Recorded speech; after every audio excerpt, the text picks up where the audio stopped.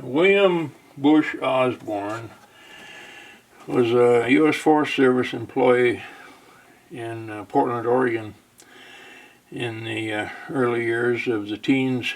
He began in 1913 with his first invention of the Osborne Firefinder. And this is the model that he came out with first.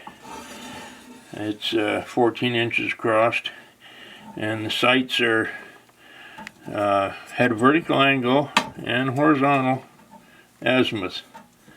And this was the 1913 model.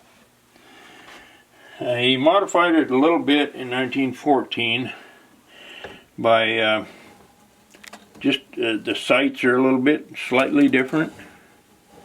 Same size. The lookout is in the center. You look out through this peep sight to crosshairs on the back side. And then in 1915 he changed the sighting mechanism altogether, where you look through a sliding zero power rifle scope, where it had crosshairs on the far side, and again the vertical angle was there, and the azimuth reading 14 inches.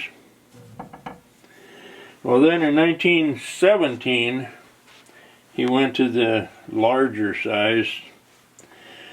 It was heavy. It was 70 pounds. It was cast iron all the way, and it had again, you were situated in the center of the map, and the fire was out that way. You look through here and out through the back. But it also had a scribing mechanism to be able to draw the what you saw in the distance, all the landscape, the horizon, the gullies, the valleys, the peaks and ridges. It weighed so much, 70 pounds, that in 1934 he designed the only change he made was in the sight mechanism ring. Same ring, only lighter weight, and the sights that we know today on all the lookouts. Where you look through here, you have your vertical angle reading as well as your azimuth out through the crosshairs. So those were his 5 versions of the Firefinder that Osborne created. 1913, 14, 15, 17, and 1934. And the 1934 model is still in use today.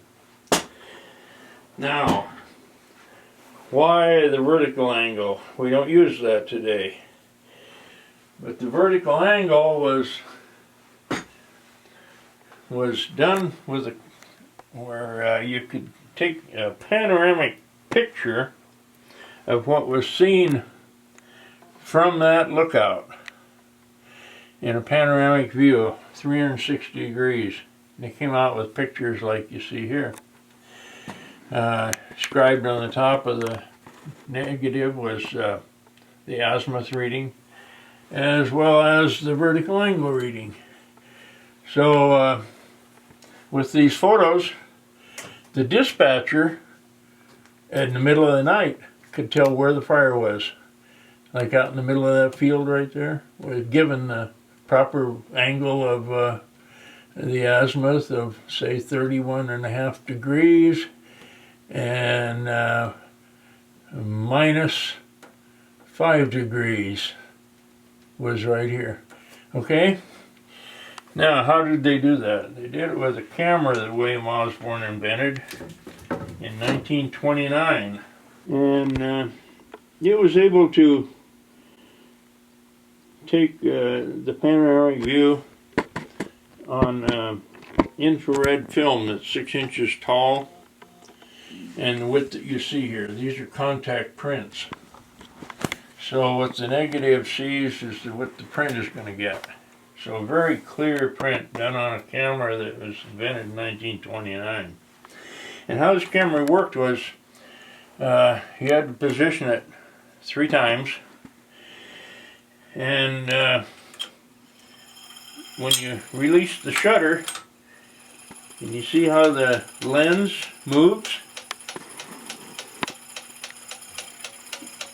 In about 1 minute, you get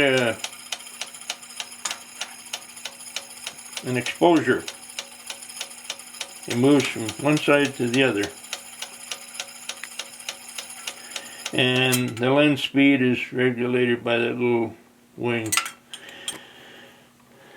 Well, there were only 10 of those cameras ever made. He went to the company Leopold Opel in Portland with his plans and diagrams and everything, just what he wanted in the way of a camera. They manufactured 10 of them only. And there were only 6 that ever were capable of operating. They were 70 pounds. They went to every mountaintop. And they were contained in 3 wooden boxes. They could go on a mule or however they could get there. But only 6 of them ever worked, and this was one of those 6. So was there competitors? Nope, that was the only, that was the only one. The only ones ever made. And they were positioned precisely on the North Star, so he had to be there at night. He had to be there at 9 a.m. to get the first exposure, 12 noon to get the second one, and 3 p.m. to get the third exposure, to get all 3 matching shadows. And it was quite an invention in 1929 and 30.